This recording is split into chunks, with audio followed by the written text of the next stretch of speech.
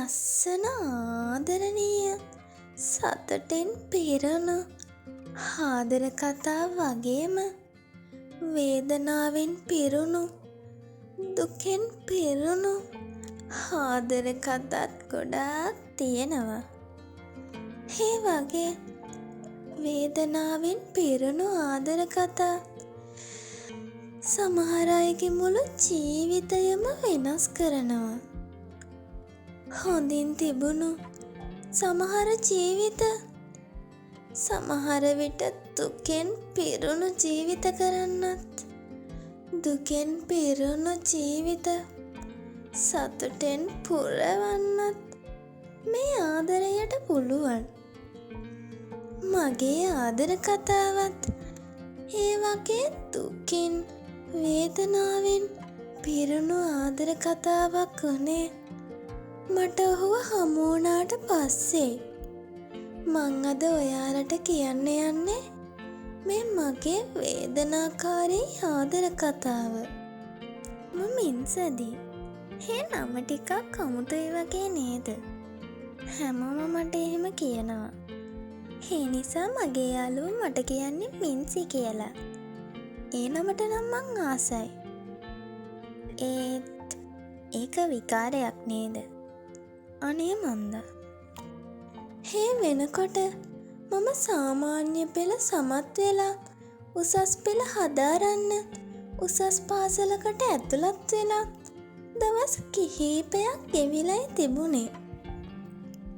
මම ඒ වෙනකොට ආදරය කරලා නැතත් මම සාමාන්‍ය පෙළ හදාරපු පාසලේදී මගේ හිත ගියපු පිරිමි ළමයෙක් හිටියා. මම ඔහුට ආදරය කළත් ඔහු ඒ බව දැනන් හිටියේ නැහැ. ඔහුගේ හිතෙත් මට වැඩි කැමැත්තක් තිබුණේ නැහැ. හරියටම කිව්වොත් එයා තමයි මගේ ක්‍රෂ් එක.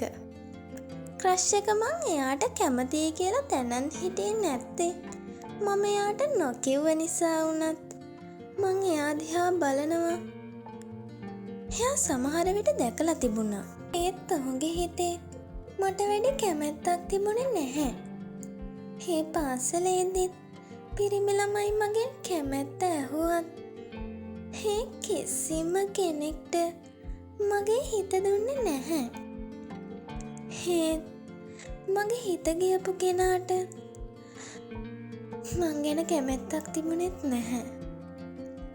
ඒ කාලේ නම් එහෙම්ම ගෙවිලා ගියත් මගේ ඒ ජීවිතේ වෙනස් කරපු කාලේ උදා වුණේ මං උසස් පෙළට ඒ පාසලට ආවහම.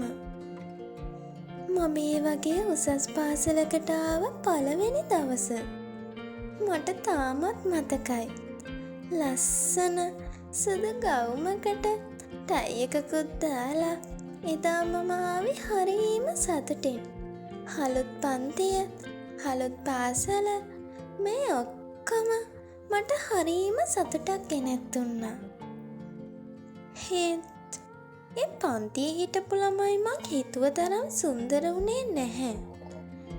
එයාලා ගොඩාක් මේ පාසලේ කලින් ඉඳලා තිබුණ නිසා ඔවුනොවුන් පළවෙනි දවසම මිතුරු යන්න උනා. මම තනියම පැත්තකට වෙලා ඉන්නකොට තමයි මං වගේම අලුතින් ආපු ගැහැණු ළමයෙක් මම ළඟින් ඇවිත් වාඩි වුණේ. මම වැඩිය හැමෝම එක්ක කතා නොකරන කෙනෙක් නිසා මං ඒ සමගත් වැඩිය කතා කළේ නැතත් ඒ මන් ළඟින් වාඩි වුණ සැනින්ම මං හොඳම යාළුවෙක් වගේ ඇගේ විස්තර සේරම ඇය කියන්න ගත්තා. ඇය හොඳ කෙනෙක් කියලා එතනින් මං තේරුම් ගත්තා. ඇය නිෂාදි. ඇයට කෙටියෙන් කියන්නේ නිෂා කියලලු. මන් ගැනත් විස්තර ඇයට හිමින් පැහැදිලි කළා. පාසල් නිමා වෙනකොට අපි දෙන්න හොඳම යාළුව වෙලා ඉවරයි.